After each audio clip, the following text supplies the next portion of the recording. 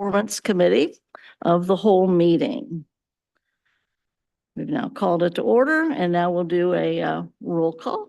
I think we need a motion to appoint a president. Oh, our treasurer. Treasurer pro temp, yeah. Thank you, Assistant Treasurer. I have to remind me of that. I appreciate it. You on that one too. We need a motion and a second to nominate one of our hardy members to be the treasurer pro tem for the day, both here and also in the executive session. Do I have a motion and a name? I'll move Brandon Craig, be our president pro tem. We like to go with our most experienced He's a good people. man. I appreciate it. good Is there a second for Mr. Second. Craig? Yeah, oh, yeah. And we have a second. What I said, president, treasurer pro tem. Roll call. Mr. Craig, Yes. Mr. Lindy, Ms. Mapp, Yes. Dr. Moffat, Yes. Mr. Morosky, Yes. Vice President Weinberg. Yes. And President Bolden. Yes. And now we'll take a roll call to see who's actually here. All right, for the roll call, Mr. Craig, Here. Mr. Lindy, Ms. Mapp, Here. Dr. Moffat. Here. Mr. Morosky, Here. Vice President Weinberg, Here. and President Bolden. Here. Before we start the rest of the meeting, if anybody has any particular announcements or, how shall we say it, acknowledgements, today, even though it's a cow, we want to make sure we stay current. Anybody has any announcement or acknowledgement? Vice President? I just have one really quick announcement. Happy Valentine's Day to everyone. So I just wanted to throw that out there. Thank you, Vice President. Anybody else? Member Mapp? Yes, I just wanted to speak about the experience with the Council of Great City Schools Please. Cohort this past weekend, Friday and Saturday. It was a wonderful experience.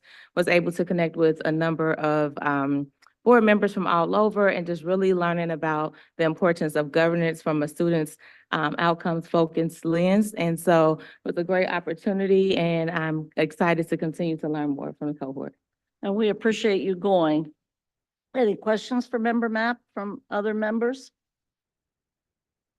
All right, thank you. And by our bylaws, you are to report back when you're out, so we appreciate it. We ought to all practice that. I know I sometimes forget, as much as I like to talk, I sometimes forget to report back. So thank you for getting us on the right road right away. Absolutely, and I can provide a more detailed report at the February 26th meeting if everyone would like that information. Sure, I think that would be great. Okay, thank you. You have a comment? Well, I don't Dr. know, Moffat?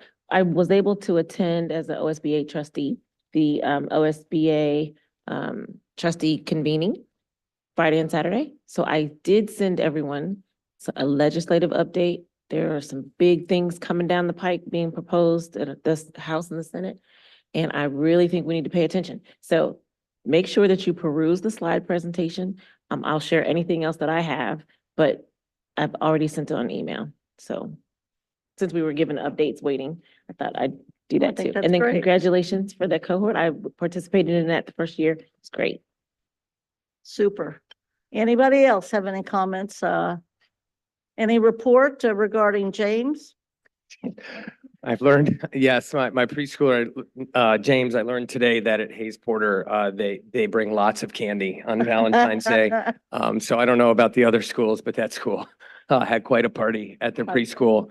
No, I was just gonna say last Friday, policy committee met, and I knew Mr. Linney and Ms. Mapp couldn't be there, but we proceeded with it. So we just had an informational meeting. Obviously didn't do any business. As you know, try to keep those meetings to an hour and a half. And I would say the better part of an hour and 15 minutes was a really nice conversation with some of the young people that came to us with the climate change resolution and commitment to go electric.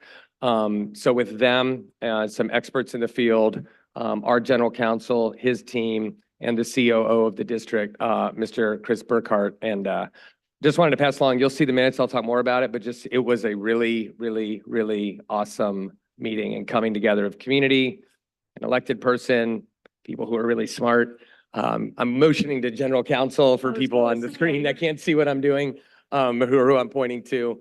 But it was a really, really positive meeting, and I think everybody felt the same way, leaving from the young people to the adults who were supporting them to our team. So I just wanted to let everyone know it was a great showing by everybody. Thank you, Chairman Morosky. Any other from board members? All right, well then we're gonna proceed.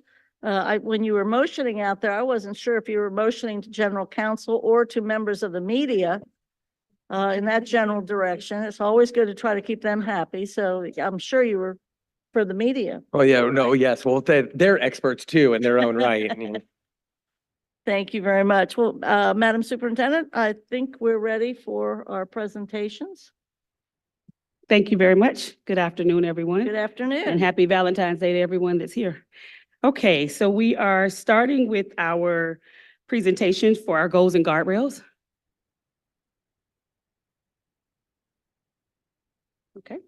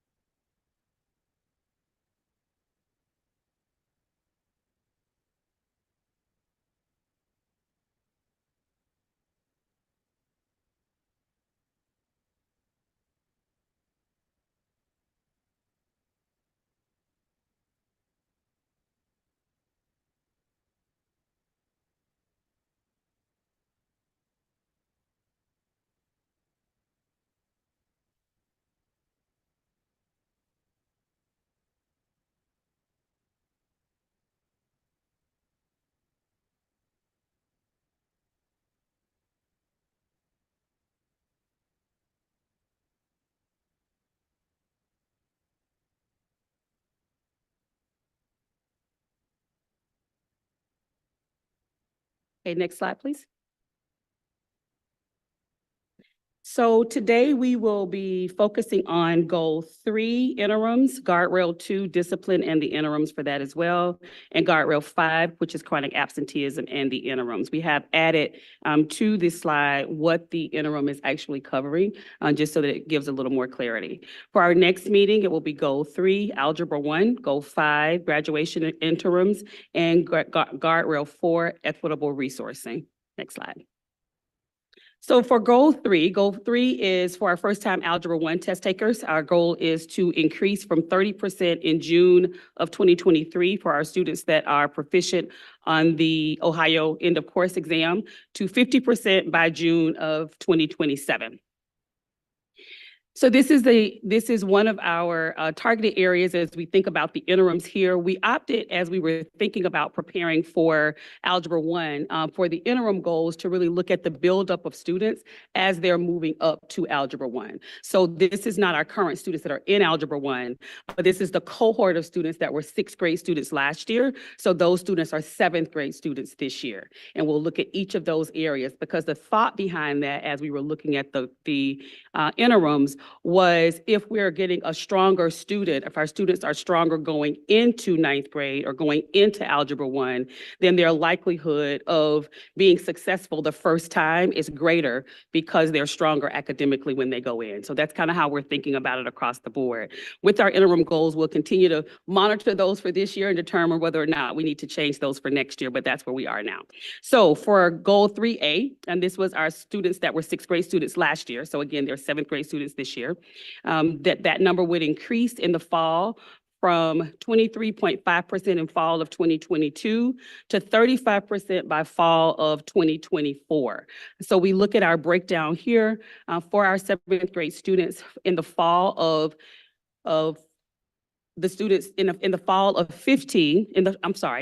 22, that number was 15%. And in the fall of 23, we had a 7-point increase. So that went from 15% of students that were proficient at that time to 22% that are proficient now. When we look at the breakdown across the board for our demographics, as well as our students with special needs or economically disadvantaged, we see improvement in each area. There was a slight decline for our students that are our students with special needs at 0.4%, but for everywhere else, we did see an increase.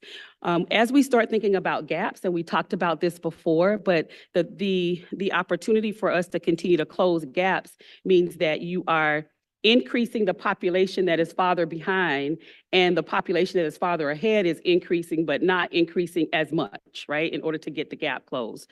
One of the things that we notice here is while we had improvement across the board, our white students actually improved by 13.1% in terms of the change, and our Black students, Hispanic students improved 2%, a little bit over, and our multiracial students at 6%. So as we start thinking about gap closing, you know, we want all of our students to continue to improve. And so we continue to work with all of our students for improvement. So our white students did improve in double digits areas as well. So doesn't give us the gap closing as much as we're looking for. However, we are seeing improvement across the board. So that is for 3A, and that was for math. So we are on track in that area. Next slide. If we look at 3B, this is our 7th grade students, same premise. So these are students that were 7th graders last year, and they're 8th graders now. And so again, looking to have a stronger student going into Algebra 1 so that we're prepared for them to move forward. And we notice here that in the fall of 2022, we had 25.6% of our students that were on target, that we wanted to increase to 35% by the fall of 2024. So here as well, we did see an increase of about 5%.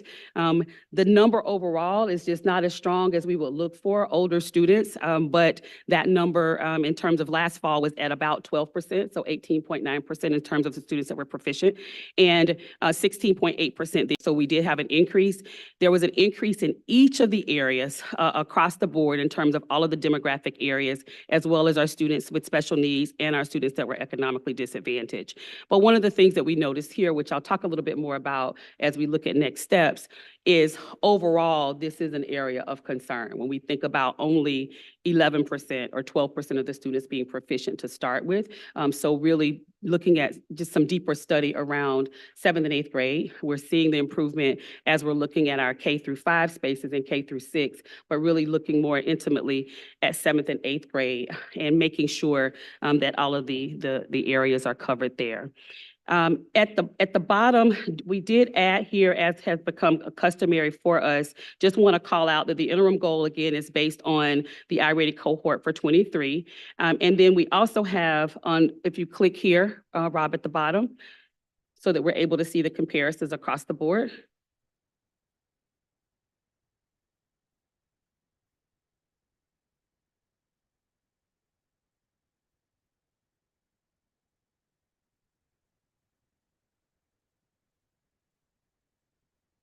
Well, Madam Superintendent, are these documents on board docs yet, or will they be loaded up? I understood that they were on board docs, so that's why I'm a little surprised right now.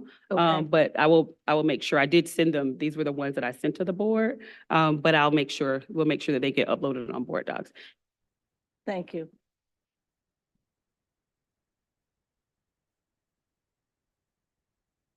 The board did receive the emails that I sent with the documents, though. Yes. Okay. Thank you. Okay.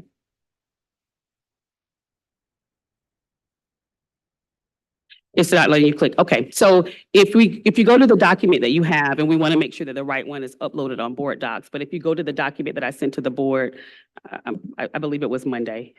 If you click there, when you open it up, it gives you the entire list of the schools and the data based on the students. All right, so now we're at 3C, and this is for our 7th grade Black students meeting the success criteria for the benchmark. And this was for 7th grade. They will increase from 13.3% in the fall of 22 to 20% in the fall of 24. Again, looking overall, just the number to start with is one that does cause concern. While there has been growth and there has been improvement as we think about it, we look that we see that there is just more work to happen in this space overall when we look at the success rate. We did have improvement across the board in the area as well, but did want to call out that specifically the fall update is the 8th grade middle of the year data as we're looking at where we are right now. So this is an area on track as well. Yes? Okay. All right, so for these areas, just thinking about key steps and takeaways across both grade levels, grade level cohorts, all student groups improved year over year. So that is a celebration. There was a question about why we would celebrate such small increases, because as the numbers improve, that means that student outcomes are improving. So regardless of what percentage it is, if students are improving, we want to celebrate that there has been success. Multiracial students improved the most in 7th grade and the second highest in the 8th grade area as well. And that is one to call out because a lot of students that are multiracial, if given an option other than multiracial, many of them identify with being Black. And so it's important that we call that out as well, because sometimes you see a difference in the students identified as Black versus multiracial, because many students given the option, that is what research says most of them do. Not all, but that's what research says most do. 7th grade special education students achieved the same gains as general education students as well. So we thought that was important to highlight in terms of our special needs population. Next steps and areas that we are working on that are already underway and we're continuing to do. Our greatest focus, one of the areas that I do believe gives the greatest return on investment for working with students is the consistency of looking at Tier 1 instruction. And Tier 1 instruction means core instruction. That is the instruction that is grade level instruction that all students receive. And so continuing to make certain that we're using high quality resources with that, we're providing the necessary professional development, that teachers are comfortable with that, and we're beginning to see that just manifest itself in a lot of different spaces because there has been a lot of support in that space and a lot of feedback from teachers that they are really moving forward in the area. The continuing to improve the iReady resource, ensuring recommended dosages for students. And this is really talking about Tier 2 instruction. And so one of the things that we've discussed before as a team is that iReady is both diagnostic and prescriptive. And so while we are using it for math as our core 1 instruction, as our Tier 1 and our core instruction, we also have the opportunity to use the resource for students where their individual goals are identified, their challenges are identified, and they are able to work through that through a resource called MyPath. That's technology support. That's also partnered with lessons on their skills deficits with teachers. So it does allow for a continued movement with that. And so there is a recommendation for how often that is used. And many of our schools are meeting, we call it stripes. So we recognize schools every week that are making the stripes. I was in a school yesterday and it warmed my heart. I think actually, Board Member Mapp actually heard it. A young lady came up and wanted to share with me because she had made her goal and wanted me to see the goal that she had made. So we help our students goal set and they are able to monitor themselves, but that's an exciting time. Continuing with targeted PD for our teachers, specifically our math teachers, around how we're thinking about math. And we know that math looks different now than it did when many of us were learning math. So making sure that we are making those connections. And continuing to explore additional Tier 2 resources for secondary.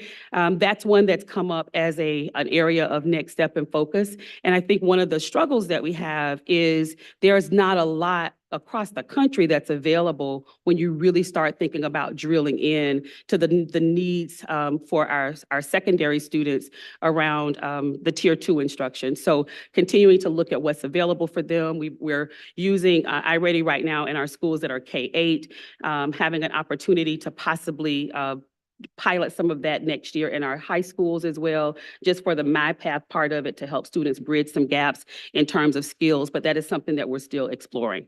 Next slide. So I'll stop there and take any questions that we have on our Goal 1 or Goal 1 feedback. Any members have a question, comment, or need some clarification on anything in particular? Vice President? Yes. Couple questions. So going back to saying that iReady is currently K through 8, correct? It is K, It is actually K-8 for our schools that are K-8. Our 7th, 12 students don't use iReady for their curriculum. And that was going to be my next question. So on here where you have that you're studying the sixth graders who are then moving on to seventh, moving on to eighth. So how are you able to use the iReady math as a, I guess, a diagnostic? A Because- comparison, I guess, if they Yeah. don't take it. Sure. So right now for iReady, when I actually came to the district, we were using iReady as a pilot, but it was only for the assessment portion. Because there is a pretty robust assessment portion that goes with iReady. And it was approved by the state, so we were using a combination of iReady and MAP, which we still use. So it allows us to then look at the students that are taking the assessment and then to review those students and how their performance is based on that. So I understand that part. So if a student is in the sixth grade and they've taken the iReady, but when they move into the seventh grade, and if they're at a particular school who they don't utilize iReady, what would be the comparison and how do you include those schools into these particular numbers? The comparison would be MAP. And what if they do not use MAP? Those are the only two options for assessment. For us currently, for our Mhm. district level assessment. So we have beginning of the year assessment and middle of the year assessment. And Correct. so that is actually done through our testing office. So those are the only two options for students to use. I guess what my question is, excuse me. I understand with the diagnostic tests, but if you're using these interventions and you stated that they would probably use iReady or some sort, what if particular schools do not use iReady? What else would be put into place so that these particular students can meet the particular criteria that you're asking for them to meet? Great question. If we will go back to this slide before this one. Thank you for the question. That's the reason that I call out the last bullet on this particular slide in terms of next steps. So for students that are taking MAP, which is the other assessment that students take outside of iReady. For students that are taking the MAP assessment, what we found is that in terms of predictability, MAP and iReady offer the same type of predictability to OST. The difference is, and it's with about 95, 98% accuracy. So if iReady or OST or a MAP project a student that a student is going to be proficient, 95 to 98%, that student is going to be proficient, and that's done on all of the linking studies. The difference in the two, if you'll stay back on that slide, please. If the difference between the two is that MAP, unlike iReady, tells you what the challenge is with the student, like the child may have an issue with two-digit numbers or whatever the situation is, but it doesn't necessarily give a prescription for what to do to then get that child from where they are to improvement. So it becomes a lot of things that could happen, but there is not a level of robust system for the students to work through. And one of the things that we're seeing is just in all of the assessment options, that is one that is an area that's in deficit. So one of the things that we are exploring, we're doing it with our 7th and 8th grade students that are in our K-8 spaces, but iReady actually goes through Algebra 1 in terms of the resource itself.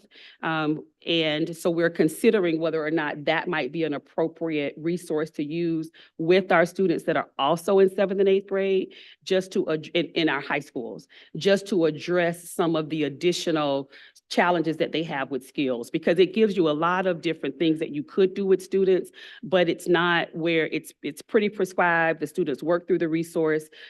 They have the actual individual skill lessons that are already provided for them. It doesn't offer the same. So that's one that it's a deficit right now. Thank you. And last question, would these interventions mostly be provided in school or would the student be expected to do it outside? Right now, this is all in school. So our delivery model currently, and that's one of the things that we really worked hard on and we're continuing to work on. But our delivery model offers a grouping format. So you have whole group instruction. And then just like, best practices are best practices because great teachers have been doing them for years. And so those of us that have taught, you would teach all of your kids and then break them off so that they were working on their individual areas. And that's really the design that we're using across the district right now. And we're seeing a lot of success with that, especially in our K-6 space. Do any other members have questions or comments? Mr. Lindy? Thank you, President Bolden. Thank you very much for the presentation, Superintendent. I had just a clarifying question on some of the graphs earlier. If we could go back just a couple slides. to the first graph.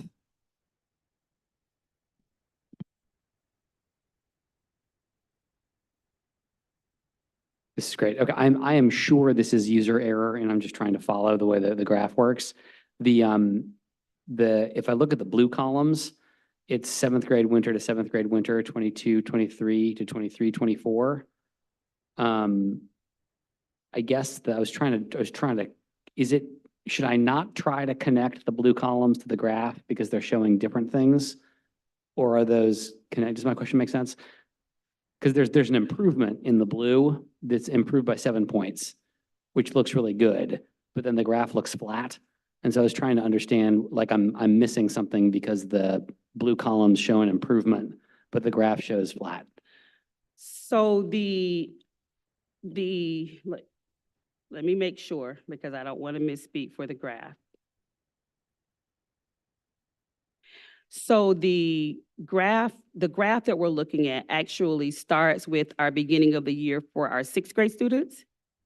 And then in terms of the movement, the last column actually would show, I think tell me what's happening with the graph. Where we're looking to be for next year. So you see the mild increase. So this is where we are at the beginning of the year. For the beginning of the year 22, 23, pulling out that number, we were at the 26.4, which is over in the last dark column on the graph. I actually started with the light columns on the graph. And then that was the winter for 22, 23, which is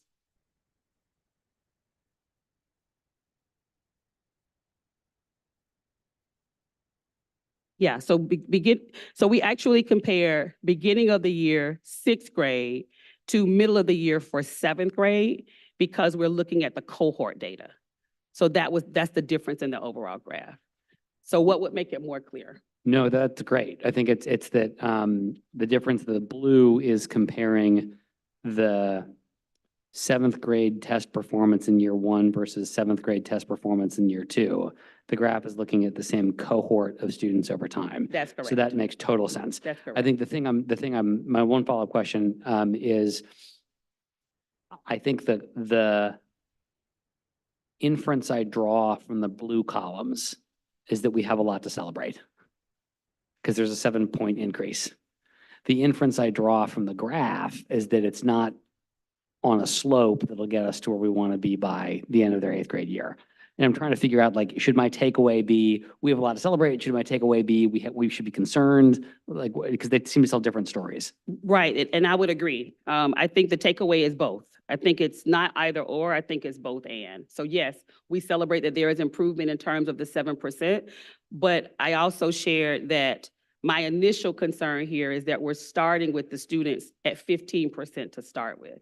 So when we think about, and if you look across the board at our numbers, when we talk about Algebra 1 next week, you'll see it as well. When you begin to look at that information in terms of those numbers, where the students are starting is so much lower than where we're looking for them to go, that there's a lot of intervention and support services that need to happen with them between where we are right now, where we end up for OST, and where we're looking for them to go by the end of their 8th grade year.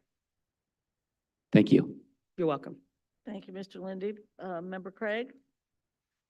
So, and I want to touch a little bit on a little bit where you were just going with Board Member Lindy, which is that I do think there is room to have the conversation around the goals for 6th grade proficiency, kind of 7th grade math proficiency, ultimately leading to 8th grade and Algebra 1. And so that's why I think it's really good that we are looking at those levels beforehand, because what we do know is that students who are going from 6th, who are behind, become further behind at 7th, become even further behind at 8th. And so I just wanted to highlight the fact that I appreciate us looking at that level, because that is part of the growth process, right? We know this is true we looked at it with reading before, where if you're behind at 3rd grade, by the time you get to 6th grade, you are vastly behind and there's no way to catch up. And so I just also wanted to maybe think about, are we seeing any differences also when students are leaving from that 6th grade year? So, as they finish their 6th grade year, there's a certain level of proficiency that they've achieved. It looks as though that there is less of a drop off as they go into that seventh grade year this year than it was last year. But is that something we are seeing kind of continued? Because I know that's the other part of the conversation is that you leave at a certain level of proficiency. What do you return with? And where do we have to get you up from there to go to? Thank you for the question. With our, when we think about it in cohort, so from year to year, of course, grade level to grade level, we're seeing the improvement. When we think about our cohort, like something unique was, I won't say that it's unique, but what we've identified that really has really taken us to a deeper level of study is that we are not seeing the same kind of improvement when the students are moving specifically from sixth grade to seventh grade in the increase for their cohort. And so I think, and that's what that chart actually called out. And I think there are a few reasons for that. I think one is, of course, there's a change in standards and the expectations. But two, what we're also trying to identify, and just yesterday we were, talking to EIP about this, which is a subset of the union, our different union groups, as well as teachers and principals as well, is that we're also getting ready to do a focus group with seventh and eighth grade teachers, because I also want to make sure that our curriculum is the right curriculum that we're using with the students. And so wanting to get that feedback from the teachers, because I've been looking at this now for 2 years.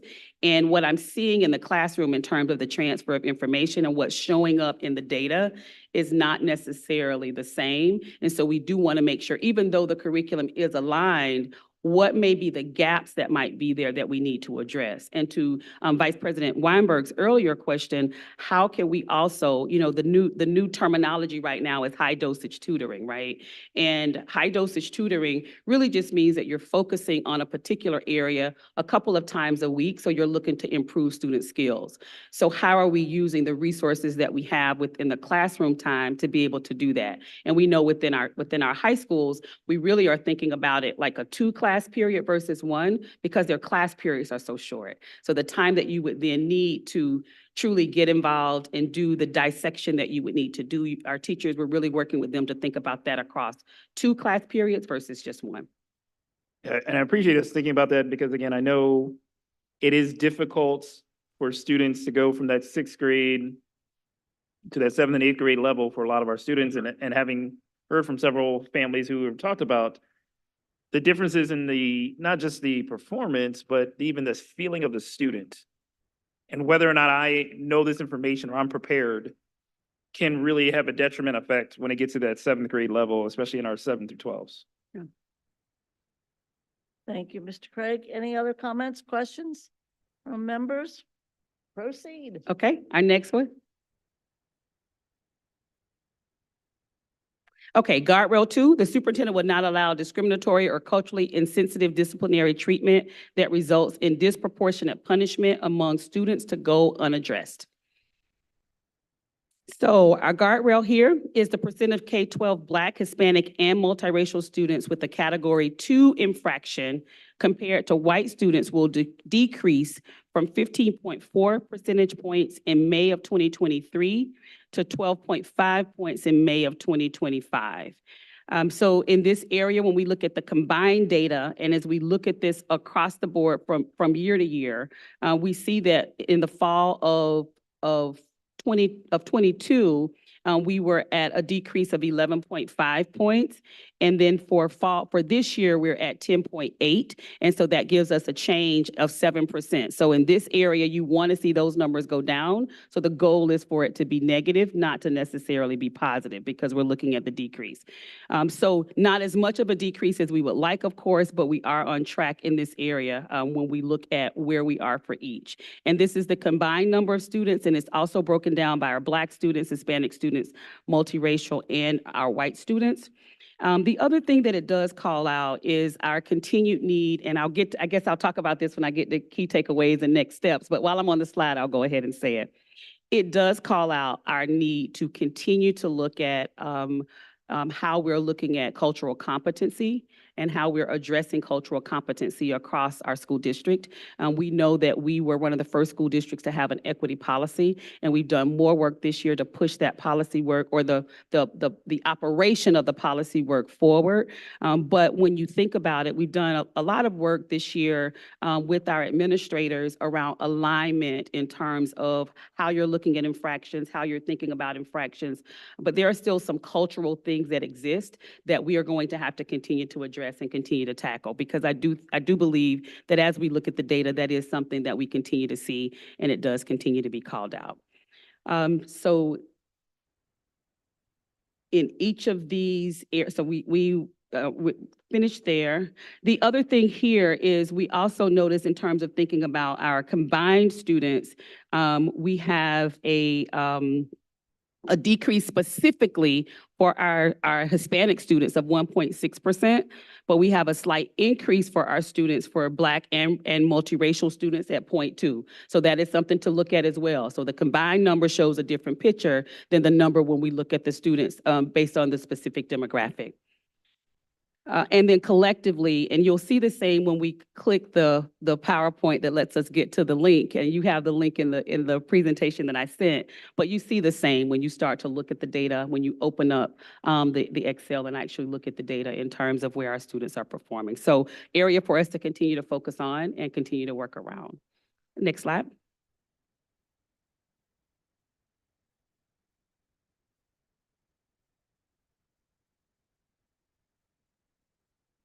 Okay, one more back, okay. The percentage of K-12 Black male students with a Category 2 infraction compared to white male students will decrease from 20.4 percentage points in May of 2020 to 13 by May of 2025. So we were able to see a slight decrease in just specifically our Black male students that had a Category 2 infraction. But when we look at, collectively, that's still a large number. And the gap between the two is something for us to be really concerned about and for us to continue to work with and focus on. We are on track in terms of the actual guardrail, but continuing to do deeper study around how we need to address that. So our key takeaways: relative equity comparisons improved overall for Black versus white males. While both Black and white students overall saw a slight increase, Black males improved and white males remained pretty steady from where we were previously in terms of the infractions. Though focus here is on males, we also want to make sure that we are monitoring the trends of our females, because in many of the areas, as we start looking at where our females are, we see some of the same trends in terms of their performance, especially when it comes to discipline. So our overall next steps: continue to work with our code of conduct implementation alignment with school leaders. And again, when we're talking about alignment, what we're referring to, and it's deep work because it makes people uncomfortable when we start talking about it. It's looking at your referrals, infractions that students actually do, seeing whether or not if a student is in one class or at one school and they do this infraction, or in one class and they do this infraction, is it dealt with the same way by the same individuals in one school, and is it dealt with that same way across schools? And that takes it's really working on the hearts and minds of people. So it's not easy work. It's work that really has to be deep work, and it makes people uncomfortable, because then the next layer of that becomes asking questions around equity. So whether or not a child of color would receive an infraction for the same thing, or a child not of color would receive an infraction for the same thing, and how we begin to support and work through that. Continuing the use of restorative practices in schools and training, that work is underway. And just excited to share that our schools that are in our cohort, we had our cohort, and we had 3 different cohorts for restorative practices. And the schools that are in the cohort have already started reporting that they're seeing a difference, especially the elementary schools, but they're seeing a difference in terms of just how that is working in their building. So we do believe the next step for that is to continue to blend our restorative practices work with our cultural competence and cultural relevancy work, so that we're able to look at the whole child and continue to work through that. Again, continued trainings for mental health first aid within our school staff. That was a huge push that we've had previously, and continuing to do that. and participating in cross-city collaboration sessions around youth violence. And I think that that's been illuminated, of course, because of some things that have happened recently, but continuing to do the collaborative work that we're able to do around that space as well. And I think that might be let me stop there and ask any questions around this data before we go to our last guardrail. Mr. Morosky. Thank you, President Bolton. Thank you, Superintendent. I just want to say, as policy chair, and on behalf, the folks from the board at that time, we put in all that work with General Counsel and Stephanie Scott and his office to build that anti-racism resolution. It is really nice to see this. It's sad and hard to see this, but it's nice to see this. And I've said this a few times regarding presentations we've had up here and data you brought. I said it Friday quite a bit to Mr. Burkhart. It's impossible for me, I'll speak for myself, to do what I think is kind of my job, is to often just ask the right questions and to say, well, what can we do to make this possible? It's impossible to do it without real numbers. And to your point, it's hard when you look at that gap between Black and white males, because I'll use a different word, said we're confronting issues of equity and we're confronting issues of racism.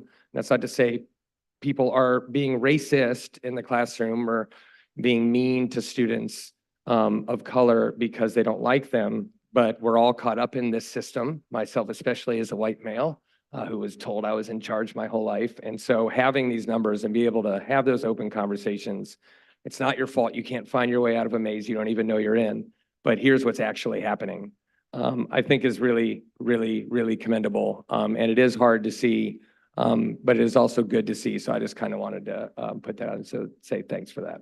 Thank you. Other questions, comments? Vice President. Really quick, on one of the links where you provide the actual numbers, I just want to make sure that I am understanding the information. I love that you showed the percentages, but I'm curious in terms of seeing the actual numbers. So for example, it says incident counts from 2023, I think it's from 8/17 to 10/13. Are the numbers that you're providing here, it shows by race, but then it says emergency, expulsion, out of school, promise, and then it also describes if the student had an IEP or not. So are these the actual particular numbers for each school? They are, and what those areas are, and if you don't mind, Dr. Little, if you can send Rob the actual Excel so we can pull it up so that everyone is able to see what we're referring to. The one is the infraction. The numbers across the top are actually the responses to whatever the infraction was. So whether it was an ISS, an in-school suspension, whether it was an emergency removal. The reason that we added the special ed, because we're just making that consistent with just how we're sharing the data in terms of the demographic information. And so on this particular chart, are you finding that a lot of our students, they do have IEPs? I see that there's kind of a high number of students with IEPs who have some type of infraction. And then also, I was a little confused with the last two columns where it says promise and then it says promise again. Is that a typo or is that a different type of promise? Let me look it up and make sure.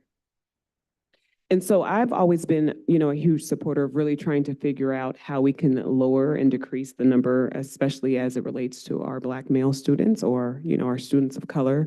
So anything that we can do, whether it's, really pushing in on the restorative practice and I wanted to hear a little bit more about that as well, but that could be for a different meeting. I'm not sure if you'd like to kind of talk a little bit about that. While he's pulling this up, I can talk a little bit about the systems that are generally used to begin to see improvement.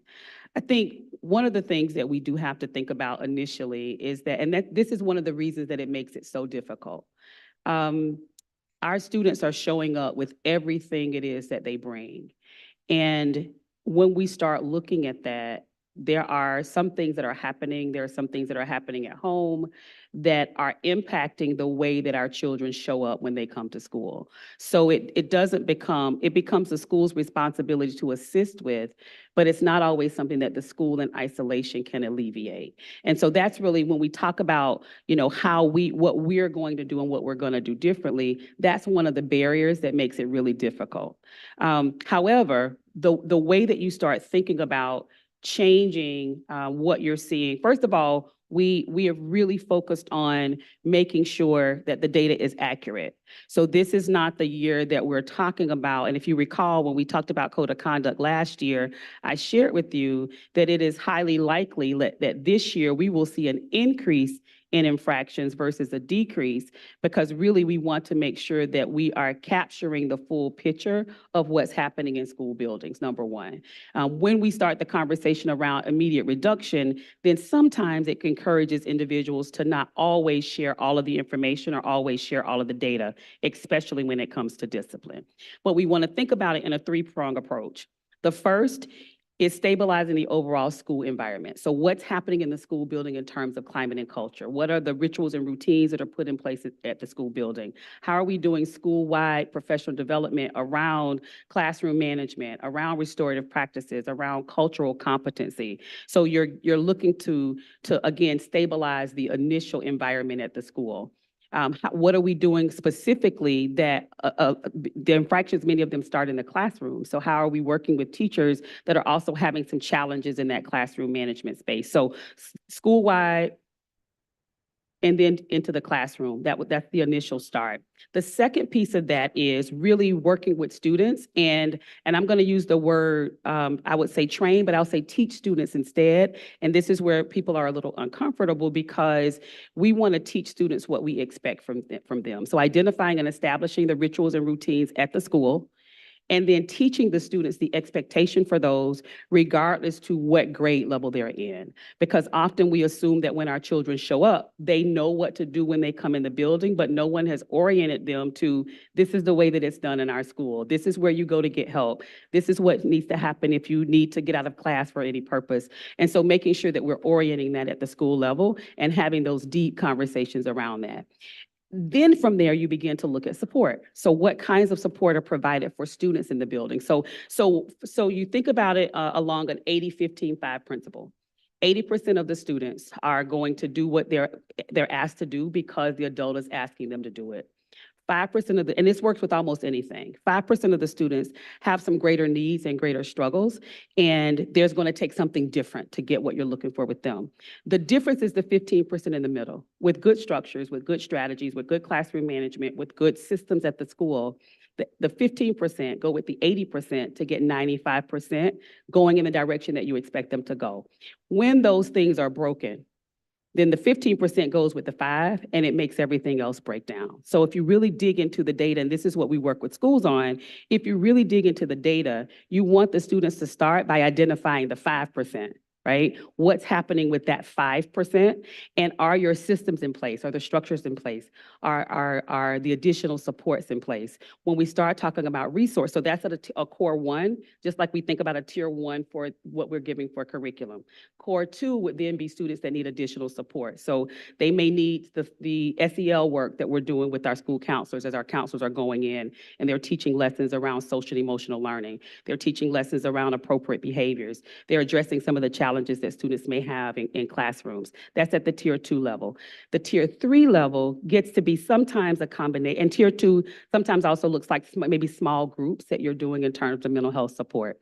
Tier 3 is when we begin to look at your one-on-one or 1-2, the individual work that students need to have around tier 3 space. So it really is just that process that we're beginning to go through right now, but it takes a process because it didn't get here, overnight. And so it does take us some time to work through it. But I think addressing it, identifying it, talking about what we're doing in that space, and recognizing that different places are in different places at different times. So some schools that you go into, you see that those systems are already in place. You're looking at, climate and culture as you're going in the building, that's already strong. As you're looking at classrooms, there's good classroom management. And then in other places, you see that it's hit or miss sometimes. So how are we providing that additional support? Thank you. And regarding my second question, I now see when I clicked on the very first one versus the second one, it explains it. So thank you. Okay, and I did have it put up here as well. Yes. Okay, Thank you. you're welcome. Dr. Moffett? So thank you for the data. I think that this is especially informative for the public to see as well, that we do have things that we're working on. We know and we recognize and acknowledge that there is much work to do in the disparate treatment racially for our students. So thank you for that. can you tell me and explain for the public what PBIS is and restorative practices, and answer, I have two questions. One is, are we seeing that, restorative practices, and Robert, if you could put that other slide back up, because I'm going to ask a question about the data. Has the restorative practices decreased the number of referrals to ALC, or the Alternative Learning Center, Promise Center? And then my other question is regarding the two different columns for the Promise Center, A to S and A to E. Can you explain to the public so that they understand what they're seeing, and the board members, if they need it, what those differences are? Because there are significant differences in Promise Center A to S and Promise Center A to E. So my question is, have we seen if restorative practices has decreased referrals and over time? And I think we are also going to have some of this information presented in our health and safety as well. And then also explain PBIS, and then what the differences are in those two different columns for Promise Center. Sure. So starting with PBIS, and some use the I and some don't, but PBIS stands for Positive Behavior Instructional Supports. And that is a system of providing additional support to students. That's a combination of looking at rules and expectations, and then how students are responding to those things, and what is the overall system that you're then using to recognize students for the improvements that they do, or to continue to address the students' needs that are deficits. So it's a kind of a management model that's been used that is designed to be inclusive of both a part on instructing students around the expectations, what you're doing in terms of follow-up with that, and how you're also rewarding students. So it's a balance of recognition and rewards for students, thinking about how you're looking at behavior, but looking at it from the positive lens as well. So that's just a blurb on PBIS. For restorative practices is a system as well that really works to assist students in understanding what they have done, causing them to think about what they do before they do it, but also after they've done something, how they would then move through expectations. So starting with and thinking about restorative practices, you want to make sure that children understand this is the issue that you caused by what you did. And one of the areas, or there are two things that we capitalize quite a bit on in terms of restorative practices. There are about eight or nine different practices that are considered restorative practices that people generally put together in a model. But one of them is really focusing on how you repair the harm. And so in terms of repairing the harm, you might hear schools talk about doing circles with students, so that as we're doing those circles, it gives students an opportunity to sit down. And I say students, restorative practices can be used with anyone, but it gives individuals an opportunity to sit down and have conversation. It's based on a lot of research, and most of the research actually talks about, and we all know this, but a lot of times when individuals can just get in a room and talk about what's good, what's not good, how they understood something, or how someone else understood something, it allows them to move through that process. So this gives students strategies that they may not always have, or they have not been exposed to, so that they're then beginning to use those things before it becomes something disciplinary in nature. So that would be just the basis for restorative practices. In terms of thinking about the A to E, the A to E, A to S, it's a difference of whether or not it's the type of category for the offense. So it's the difference in whether it's a category 2 offense or whether it's a category 3 offense based on the code of conduct. So the discipline to start with, the location essentially is the same, but the category generally is different for that. So that's the difference in the A to E, A to S. The schools, in terms of those that are doing restorative practices, I don't know that collectively, I think at this point, based on how we reviewed the data, that we're seeing a difference yet in schools that would be referring students to the Promise Center based on whether or not they have restorative practices. And I think, again, I just want to reiterate that our goal this year is to really have this as a baseline year, that we're able to look at the strategies that we're beginning to put in place and encourage schools to document what's happening in their buildings, so that when we begin to see improvement, we're seeing improvement across the board. So I realize that this is something that's been a challenge for a long time, but we've really just started at this level, beginning to look at what are the specific strategies that we're using around the areas of behavior and behavior management, and we're looking for improvement. So I can't say yet that we're seeing the connection to infractions or referrals to the Promise Center. So just to clarify, it is the type of infraction, but it's also the number of days that are spent out of the school environment too, correct? That is correct, but that Okay. goes along with the infraction, so I'm sorry Right. if I didn't No, clarify I that. just I want the public to see, and Rob, if you could kind of scroll down a little bit, we've got some high schools that, we've got, again, a significant amount of Black and African-American students that are missing days of school. So that's why when you're talking about A to S, A to E, it is the infraction, but it's also, it is additionally days out of school. And so, that's significant to mention. Thank you, and I'll further clarify. So in Ohio, with the exception of a few minor infractions, we cannot suspend students to the street. So that means that when students are suspended, they are referred then to the Promise Center. If it is an infraction that becomes something that is less than a 10-day suspension, generally those infractions are about 5 days, the students are referred there on a Category 2. Category 3 infractions are infractions that get to generally be 10 days or more, to Board Member Moffitt's point. So that means that those students are then out of school for that amount of time, or extended, because they are then referred to the Promise Center. So Category 2 infractions, if students can be removed from school for a Category 2 infraction, but when they're removed from school, they are referred to the Promise Center. Category 3 infractions, and that's generally around 5 days, or up to 5 days. Category 3 infractions are more serious in nature in terms of the infraction, and so the period of the removal from school is longer. So my last question is with regard back to Guardrail 2, and we're showing that there is a change for Black and brown students. Can you correlate the data to what the change that we're seeing is in totality across the district for Black students? Is that right?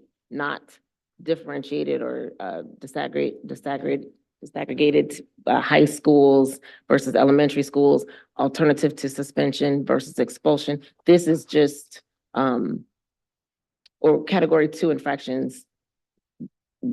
Explain what Category 2 infractions are. Sure. For the public. Sure. So on the documents that we have in the presentation, you have a few different things. One of the items that you have, which is what Vice President Weinberg was referring to earlier, is the breakdown for each school, the infractions for each school based on the demographics and what the responses were to that. So that's one. This one is this is actually, they put it up. Okay, so this is actually looking at that for, if you'll go over to the left for me.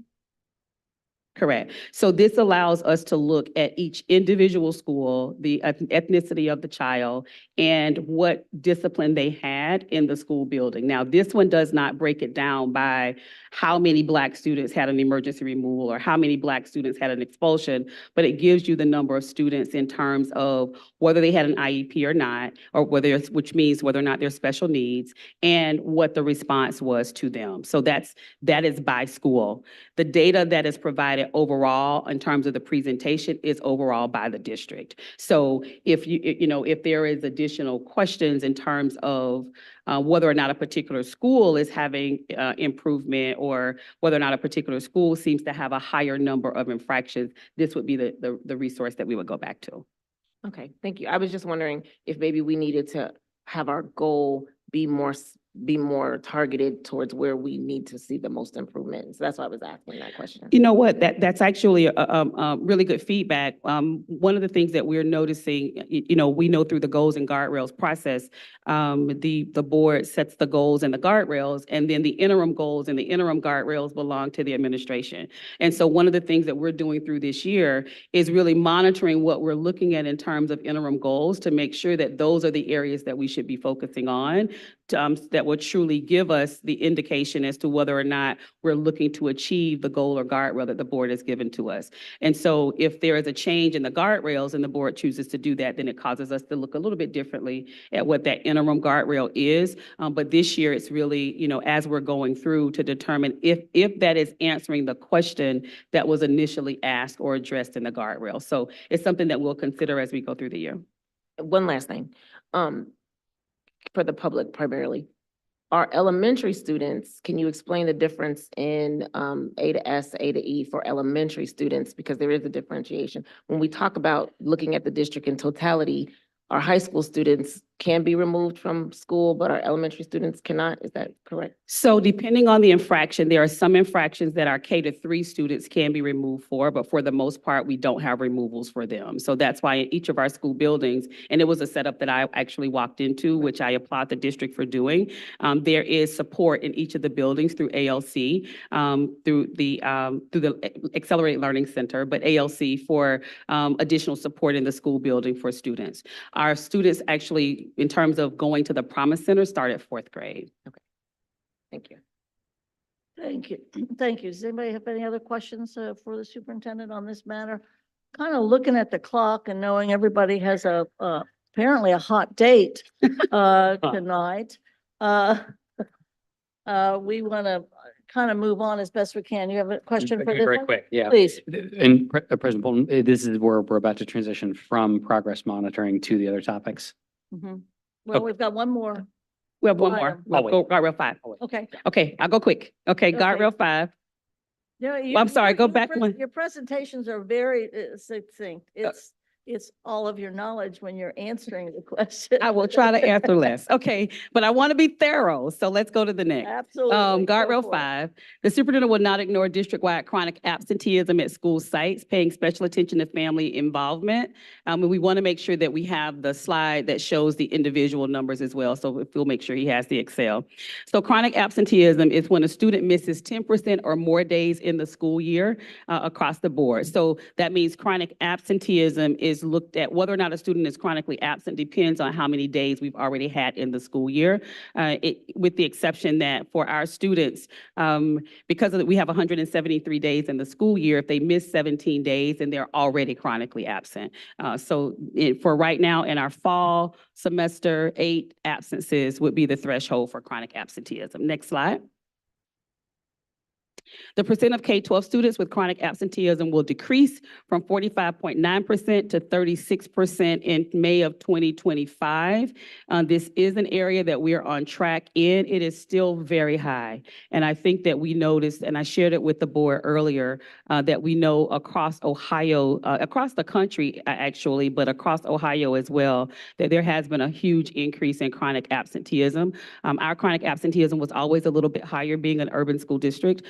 But it's really high. And so it's an area that we are seeing improvement in, but an area that we know we need to have continued focus. So we did decline by 3.6% from the fall to the fall. So we do believe that we are on target in that area. And we saw a decline in each of our demographic areas as well.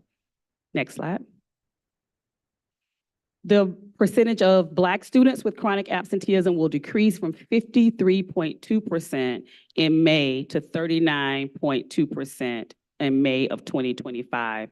And the other thing that's irrelevant about chronic absenteeism is when students are missing 17 days, the equivalent of 17 days, because we do that work in hours, that's a little over 3 school weeks. So I just want to make sure that we really codify what that means. That means that students are missing almost a month out of school just because of attendance. And so just want to call that out. So we also see a decline in this area as well, still relatively high, but still a decline. And our students, our black male students, our black students, I'm sorry, decreased from 50% in the fall of last year to 47.9% this year. So 2% decrease there as well. Next slide. Hispanic students also decreased in terms of a decrease from 44% to 32 is what we were looking for. Right now, we had a 6 percentage point decrease for our Hispanic students from the fall of last year to the fall of this year. And again, I do want to reference that the numbers are still high, but we will take the decrease because we want to see more students showing up in school and in school on time. Yes, next slide. Okay, so our chronic absenteeism, we wanted to break this down as well in terms of the question around our chronic absenteeism for schools that have an AP of Culture and Community and an attendance social worker. So those were two of the positions that were added to schools this year to provide additional support for students around the attendance and chronic absenteeism and all of those areas. And we do notice that for our schools, we have the individual schools listed, what their chronic absenteeism was for the fall and what it was for the fall last year and the fall this year. And we noticed that in most of our school, it's about half and half in what we're seeing in terms of a decrease in terms of chronic absenteeism. But in some of the schools, we're seeing, a pretty high number in terms of chronic, at least in data. I said a few were seeing a pretty high number. It's a mixed bag at this point in terms of whether or not we're really seeing the difference or the decrease across that.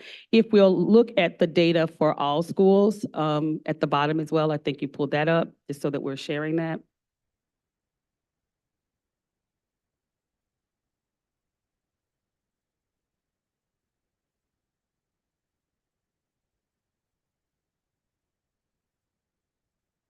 So this information gives you the breakdown, and you have it in the information that was provided to you.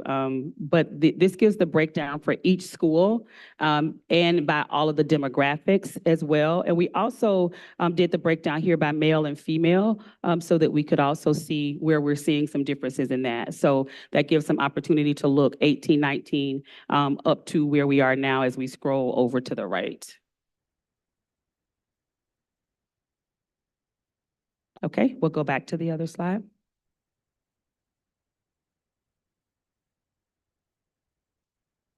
And for our next slide,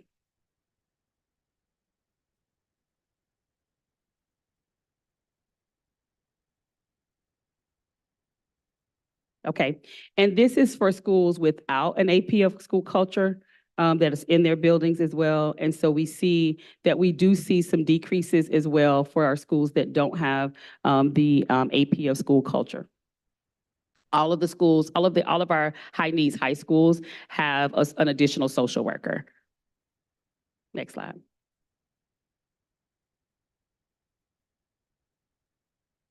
So takeaways and next steps. Our chronic absenteeism is improving across all of our student groups year over year. Our biggest improvement was seen with our Hispanic students, and I think that that's really one to celebrate as well. Our high schools show a wide range of year over year changes. So we go from a 17-point reduction for one school to a 27-point increase for another school. So haven't really gotten yet to the real strategy around seeing the reduction, but we do notice that we are seeing some improvements.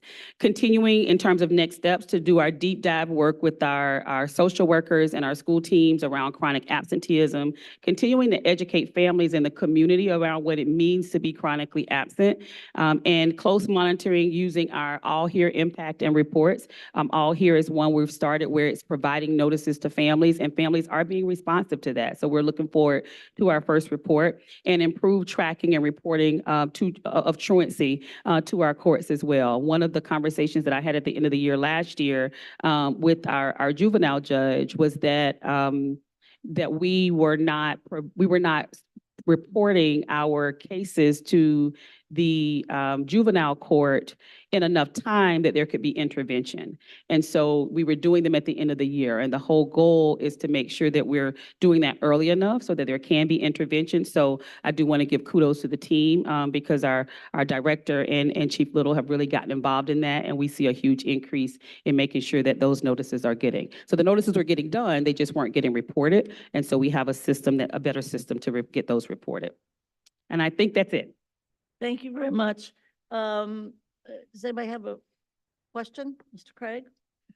Just one quick statement and a quick question also. The quick statement is I'm happy that we are also talking about what goes into making, what goes into calculating chronic absenteeism, because I think it is something that's often misunderstood. And we've had a number of conversations on the board about that. Because again, things like going on family vacations, all the other health needs that people may have go into that chronic absenteeism number. The one question I had, and it's just maybe just so you can kind of clarify or explain, is the one number with the virtual high school that's listed there seems excessively high. And I don't know if there's a factor that might be causing that, or if it's the actual, like if that's just the nature of what's going on there that might be something to bring, because there are a number of other schools that do have high numbers, but the percentage is extraordinarily high. So that was actually one that caught my attention as I was looking at the data. I think, again, other than the nature that the students are already at home, I think that we would have to dig in a little bit more. The feedback that we get around that is just that the students engage, when they look to engage, and they have the same expectation for attendance. And during the time of COVID, there was some leeway with that in terms of how many hours students had to be on versus not. As I understand, it's not the same that way right now. And so while we talk about chronic absenteeism or attendance in days, it's actually calculated in hours. And so everything that we do, we have to go back and recalculate in hours. So we'll dig in a little deeper there in terms of seeing what other supports we may be able to provide. But my instinct says it's the nature of the organizational structure of what's happening in the virtual space. Any other questions on this matter? Mr. Lindy? Thank you, Superintendent. This was, I think, related to the idea of to what extent is there academic progress in CPS? And one of the pieces then that you shared, and I brought up at the meeting on Wednesday, and I'm probably just going to say this out loud over and over again for the next 6 months, but there was this recent study that came out of Harvard and from Stanford that was in the New York Times and had all of the school districts in America listed. And you can look them up in this tool. I'd encourage everybody to go take a look at it. It's very user-friendly, but it looks at how much learning improvement there has been since COVID.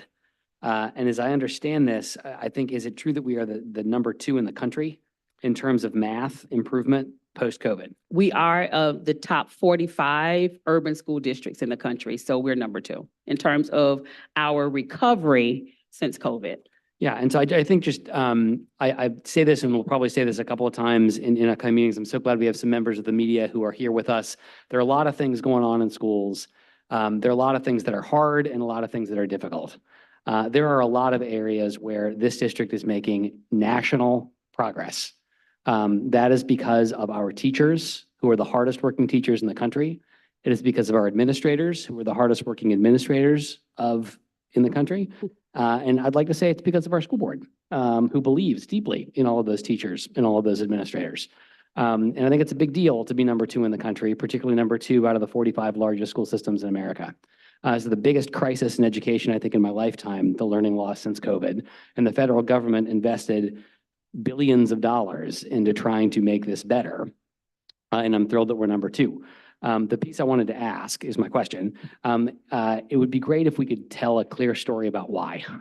And if you had to, and it's a big question, and we don't have to answer it all tonight, but if you had any early thoughts on what is it that CPS has been doing that led to, I think, this nationally impressive learning recovery? Might I suggest that we make that a topic for the next either board meeting, in which we will have a larger crowd to share that with than here. I think it's a great thing to ask for. Can I just ask if that something feels more important than that for where we go next? Yes. everything else that's on the agenda right now under the time frame that we're in. And we want to make sure, people may not understand, but in the committee of the whole, there is sort of a hard stop. It's not like our endless meetings, our business meetings, but we are supposed to be done in 90 minutes. And that's part of the issue for staff and for board. So I think a bigger audience would be good and be great. I think it'd be great to have the superintendent share that in a broader term if we could. And then we'll move on, if we can, to Ms. Mapp. Did you have a question? And I didn't see I it. didn't have a question, Go ahead. and I'll reserve my questions for the next meeting, but I did want to say thank you to Superintendent Wright for inviting me to some of the schools yesterday and really getting an upfront and personal experience of how you are working with the administration, working within the schools to make sure that we are reaching our goals. And I just appreciate your intentionality around being very specific when speaking with the administrators in the schools to make sure that, you know, we're implementing iReady. We are implementing the different interventions, and even to the point of you just jumping in and working with the students overall. I think that was just a really great experience, and I'm thankful that you allowed me to be present yesterday. Thank you. Thank you, Ms. Mapp. I can answer this in one Superintendent? second. I think to respond to Board Member Lindy's question, Okay. everything that I said earlier about the much for sitting in improvement the that we've chair. seen in math, everything that I responded to that about the improvement that we're seeing in math is indicative of why we're seeing the improvement that we saw in 1 year for the national study. So when we're able to talk more about That'd it, be we can great. do that, but Thank you. that's what it is. We're going to move on to the next part of our agenda if we could, and I'm unclear as to exactly what all that entails. And so Superintendent, if you'll help us with this number 2, and the focus, I believe, is JP Parker survey results. So yes, we can start there. The survey results for JP Parker were actually at the end of the presentation that was given for budget the last time, but so we'll pull up the same one. That's the same one that I sent back to you before. So if Rob, if we can pull that up.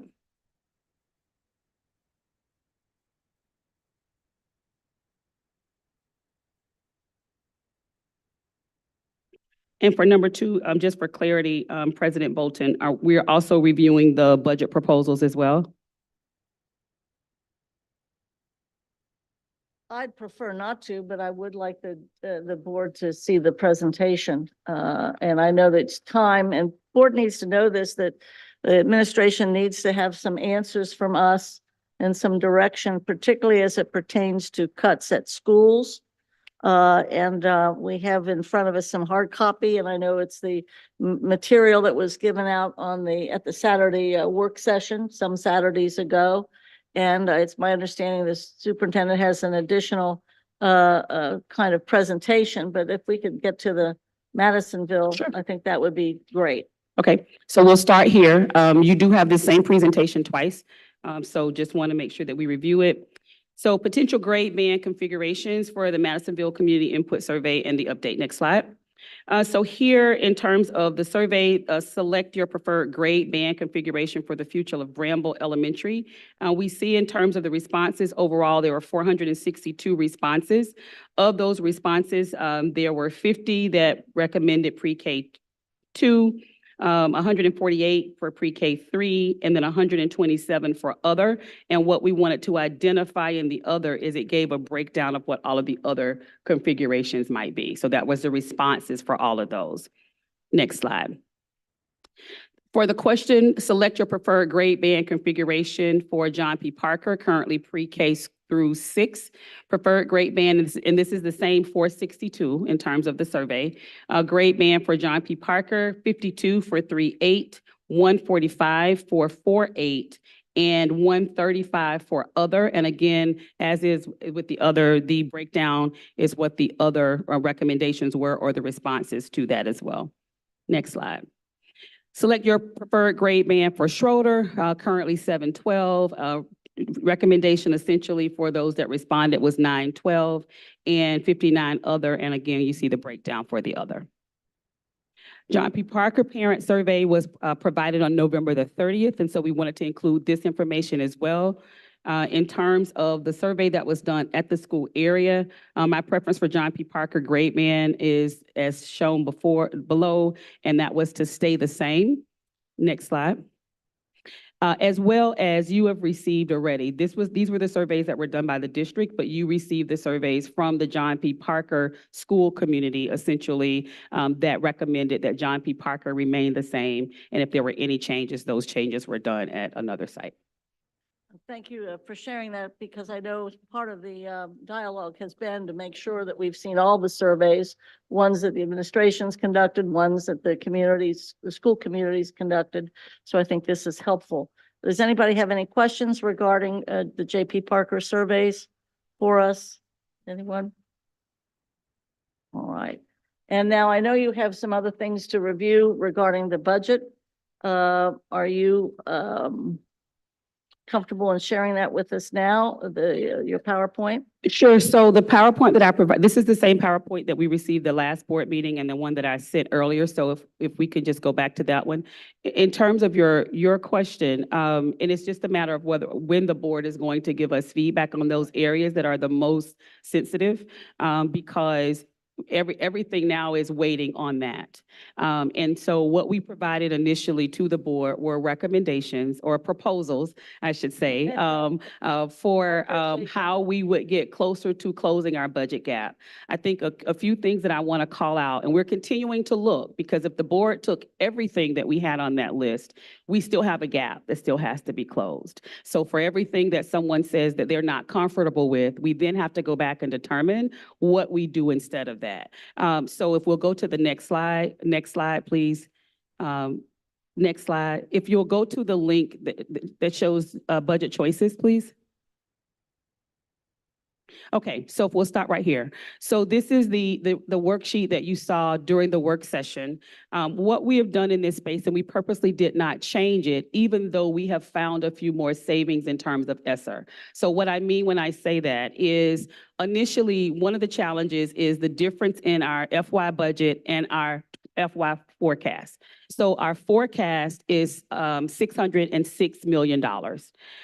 However, our budget, including recurring costs and ESSER, was at 696, and then the other areas had to be included.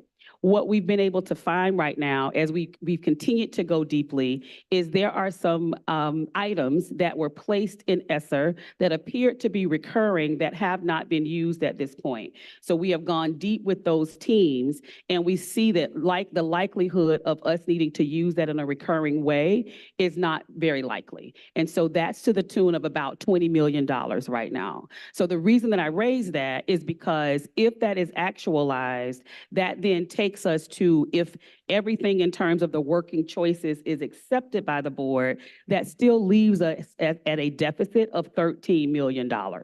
Okay, so just kind of want to make sure that we socialize that to start with. If we go to choices, the choices working draft, this is what we proposed to the board earlier in terms of support. And just to give one update in terms, not knowing where we're going next, but not being able to just wait on what we may do next. One of the proposals that we gave to the board was around resource coordinators. I've had some ongoing conversations with individuals in the community around looking to provide additional support for resource coordinators. I think there's some just waiting on us to make a determination as to what it is that we're going to do in that space. We have also met with those under our leadership of Chief Murphy. We've also met with them to also look at a different kind of structure right now for our resource coordinators, so that we can look at possibly reducing the cost, but also still providing the services to the school. So there is some problem solving on the back end that's also happening while we're waiting for the board to say, what they support, what the board support, and what the board doesn't support.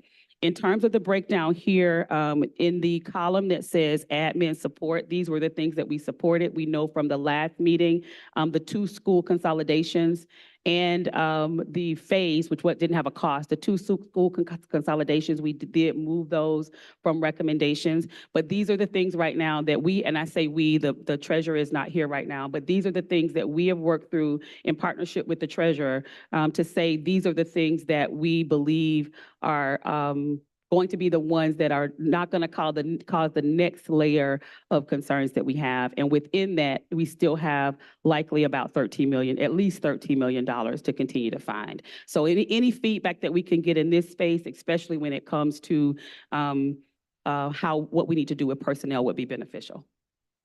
If I might suggest that we have a meeting, is it February 26th or so? And then a really quick turnaround to March 4th.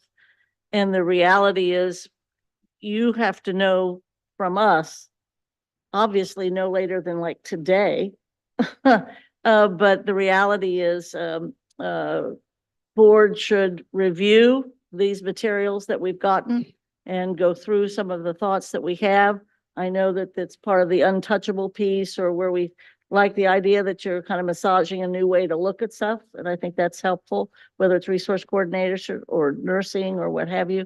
But it would seem to me that we should be able to come back as a board on the 26th and have a much better understanding of the degree to which we will accept what this administration is proposing and what we have difficulty living with, and then still to pick up some opportunity on the 4th as well, if need be. But we do know that we did say, I think at the last meeting, about there is no interest on the board. I think the last thing we said was about not increasing class size. So at least we have that, but that impacts teachers, let's say, but you need to know how we feel about custodians, how we feel about other service folks, security. Those are the things that people need to know from us.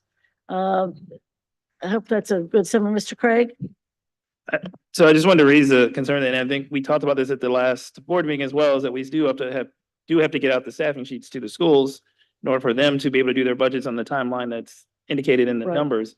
And so I don't know that we can do that on the 26th though. And that would be my only concern is how much of that can we still hold off on in order for the schools to then give their budgets back, in order for us to be able to get these things done in a timely manner. That's a question, Dr. Moffett.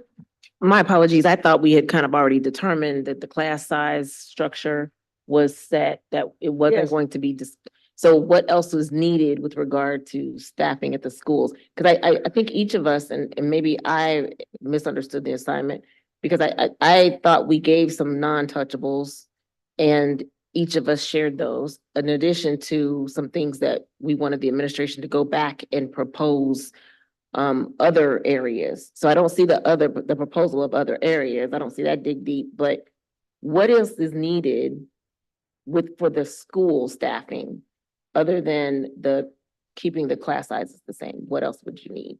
So a couple of things. The first is, I just wanted to make sure that I am, and I'm sharing with everyone, that we still have if everything on this list is approved, we still have a budget deficit. So we still have areas that we're going to need to address if everything here is approved. So that's the first. The second, when there is the ask for staffing sheets, it's not just about staffing. It's not just about teacher staffing. It's all staffing in the school, as well as the breakdown for the expectation for what schools are going to get for their school-based budgets. All of that's a part of the staffing process. So if we knew that there was support, we broke down here in terms of the other staffing areas, which is a part of the staffing process. We broke down what each of those areas were to talk about the impact. If we got some feedback on that, that would allow us to move forward. To your point of individual board members gave their feedback on what it was that they liked or they did not like, I do understand that. However, that didn't give me direction from the board. That gave me direction from those individual board members. So I still don't have a consensus from the board on what we need to do to move forward. So the other things that are really the most time sensitive in terms of being able to respond to that is the proposal that we gave around all of those other areas that would include staff. So just to understand, you're wanting a decision on every other area, like reduction of PD travel and meeting expenses. I guess I'm looking for what are the ones that you would need in order to provide to the schools? And if you're saying that that is a list of the 33, then I have a different understanding. Or is it just 6 of those that are needed for schools to get what they need? And then we have the opportunity to hear from you what other plans you're having for, like, when you say you're discussing with the community for resource coordination, what does that look like? Does that look like it's going to not be that number, but we're going to supplement that number by 2 million from another I guess I'm looking for more data that I'm not getting. I understand. So, as clear as I can be, so let me make sure. If I go through the list, right now, the areas that are specific to staffing, if we only give personnel, that is based on projections for schools.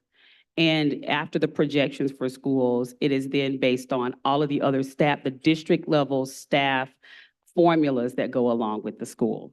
So for this particular, and I think we actually had it on one slide. I think I had you take it off the slide. Okay. Rob, if you will scroll down. So the areas that we would need response to would be right there, please. It may be easier if you will go to the slide. The area that's listed here that we would need the responses on are any of the staff areas. So that would be the proposal that we gave around super subs, the change that we gave around custodial staff, the change that we gave around security staff. So those would be the 3 primary areas in terms of staffing, but I would also need to make sure So I would also need to make sure, but they're not all school-based because custodians and security, for example, are centrally funded, but they're assigned to schools. So all of that goes along with making sure that we're able to give that information to schools. The other, however, that I also want to share, and I want to share it with the board. The reason that this is also important is we also know there was not anything in the proposals, as I shared during the last meeting, that had any conversations around class size. So that wasn't in one of the proposals that was provided, in any of the list that were provided. However, as we look to move forward, we know that we're still going to have a need to hire teachers. The longer that we wait to make a decision about how we can open, the more time that it then takes for us to get the information to schools, to give schools the opportunity to get started, to give the transfer round process time to happen. So it's backing up everything that needs to happen for us as a district because we cannot get closure in this space. So I thought that we were having the workshop on the 27th, and that when we came back on the 4th, that we were going to have some recommendations then. I don't think that was not the case. And so I then thought that from then, board members were going to have their individual review, and I think you gave homework around that, and then we would come back today and give some direction so that we could start getting this process done at the school level. So if we're waiting again, I just want to verbalize that the risk that it's giving to us right now. So we did put on the screen everything that ultimately that these things were prioritized. We said prioritized for tonight because that was in the slide. These 3 areas were in the slides that were provided on the 4th. And this was super subs, the information that we share around the APs for school culture, the resource coordinators, which is a bit of a difference because again, we pay to the lead agencies for that. So that's not something that needs to go on a staffing sheet. The custodial reduction, let's go to the next. The security, the para, the vacancy reduction is one where we said hold the vacancies that were not required as a part of the CBA. That's a combination of school-based vacancies and central office vacancies. If we'll go to the next. And these 2 areas, I left these here because these were areas that were taken off from the conversation that we had on the 4th. So that should be the last of the 3. And this is actually pulled from board docs from the February 4th meeting. Mr. Lindy? Thank you, Ms. Bolden. President Bolden, Superintendent, I appreciate your recap of how we got to where we are. I was out with COVID for that Saturday workshop and was not following as carefully as I wish that I were. So thank you.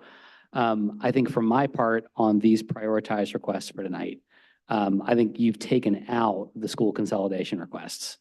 So with that exception, I support all of them. I have one question on the resource coordinator piece. This is something that I know is much loved, and I think for good reasons. And I have some reservation on that one in particular. I think the thing I'd like to be able to say that I'm not sure I can say yet is here's what we're keeping because we're making these kinds of cuts. So I know it's hard to answer that when there's still so much that's up in the air. But could you talk for maybe just a minute about, it's interesting, this is, I think for good reasons coming across and being experienced as budget cuts. I think as I understand it, what's happening is we no longer have the extra federal money that we didn't used to have to begin with. So what we're really doing is reverting back to where we were before COVID. So what I'm inferring is like we've spent that money on some things that we think are even more important to keep going than the 4 million on resource coordinators. And what I'd like to be able to say is here's some of those things that we're keeping going, even as we cut in these other areas because we had to make some hard choices. Yes. So thank you for the question. So at first, and I think I want to say again that, and I shared this with our lead agencies, that we value the role of resource coordinators. However, as we look at the recurring monies that were put into ESSER, there are a lot of recurring dollars that were placed in ESSER that are causing us to have the challenge that we have right now. The treasurer and I met yesterday again with our CFT president and another team to review just the increases across the years, starting back at 2018, of the increase in personnel and the increase and how the increase in personnel impacted the budget that was the general fund budget. Because the question consistently has become, where did the general fund money go if we were putting recurring cost into ESSER? And so calling out again, the resource coordinator role is paramount to the work that we do in Cincinnati Public Schools. So it's not an issue or not a concern of whether or not it's important, is how else might we fund it or how might we think differently about the work that we're doing around it. So to answer Board Member Moffitt's earlier question about what's already happened, there are 2 community agencies that I've met with already. One of them has been JFS, the other has been Interact for Health, to talk about where we are right now and how that might be able to offer additional support. We also have a letter of support that we would like to send out to other agencies because the lead agencies have said that they cannot fund their employee themselves. The individuals are actually employees of the lead agencies. So that's on that end. In terms of what we are, what we're maintaining, one right now is during the course of the last 3 to 5 years, we have increased across the board our school counselors. We've increased our school social workers.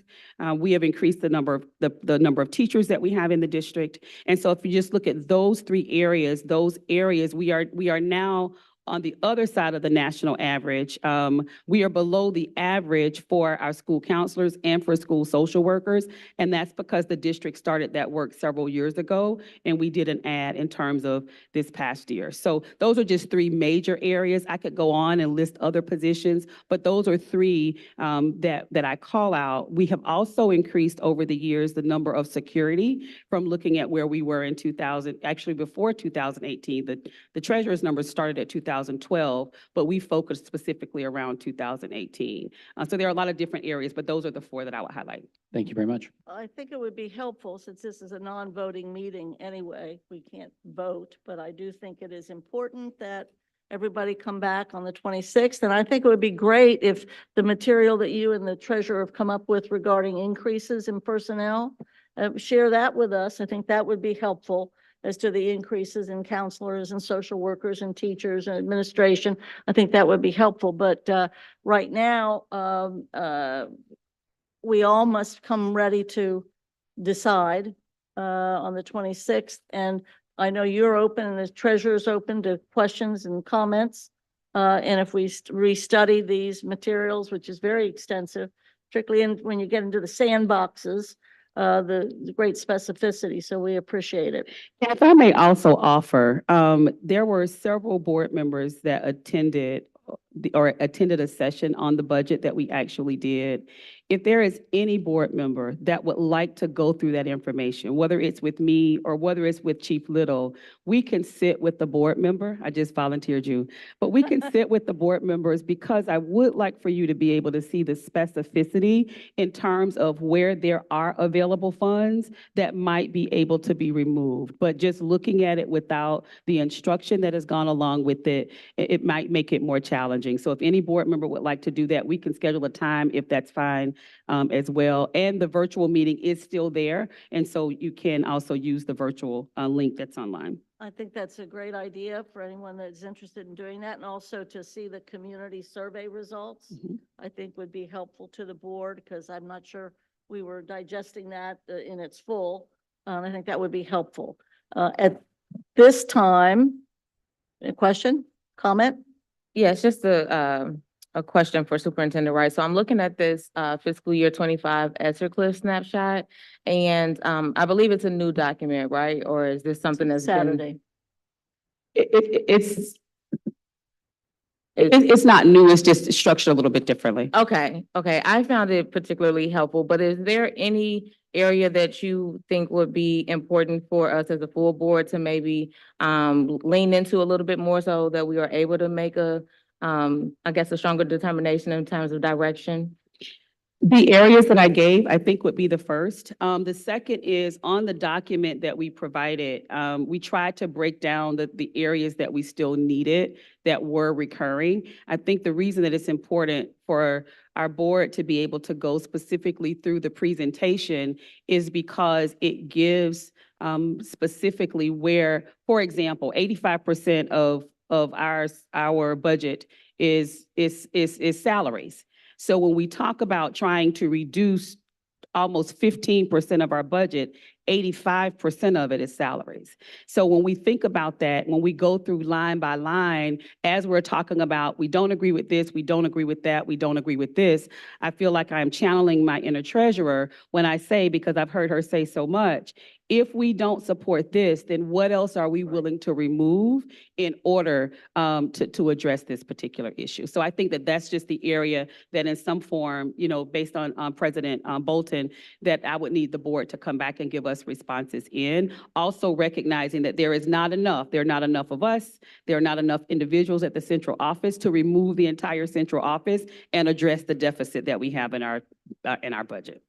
Thank you for that. I just want to make sure that I'm able to support you as you move forward with the budget. And so wanted to ensure that I'm as knowledgeable as possible so that I can make those informed decisions to Thank you. support you. Well, at this time, it would be, question? No, we good?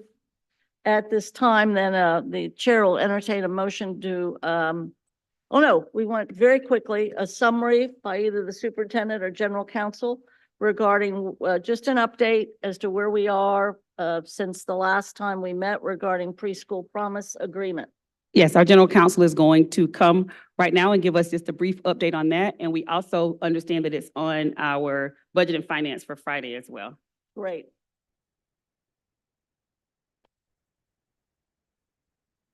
We'll let the finance folks ask the tough questions. Yes, thank you. So we have exchanged drafts with Preschool Promise of an updated master agreement. I think the administration is close to ready to recommend it back to the board. We're finalizing some of the financial figures, but very close in terms of language on making a recommendation to the board. Anything to add? And that has been an alignment as well with the work with our treasurer. The only thing that we're cross-referencing right now, we believe that we've captured from the sessions. The first thing that I think I would add is that the process is moving along. So that's the first thing. The second is through our conversations that we had from the time we began until probably just a couple of weeks ago, we believe that we have captured the sentiments of the board as well as the sentiments of our partners with Preschool Promise. So the area that our treasurer is cross-referencing right now is the area in the financial pieces. And so we believe that we'll have an update for that by Friday as well. Thank you very much. Appreciate it. And we look forward to y'all talking about it in finance. Appreciate it. this time, then the chair will entertain a motion to go into executive session for the purpose of consider in preparation for conducting, reviewing negotiations or bargaining sessions with employees. Is there a motion? So moved. Thank you. Is there a second? Thank you, Mr. Morosky. Okay, we got it all. We're going to do this quickly. It's one item. We will adjourn now or recess into executive session, and we will then come back virtually, so to speak, in public session, but there's no more business to be conducted. So Do we need thanks to for vote? coming. Do we need a vote to go?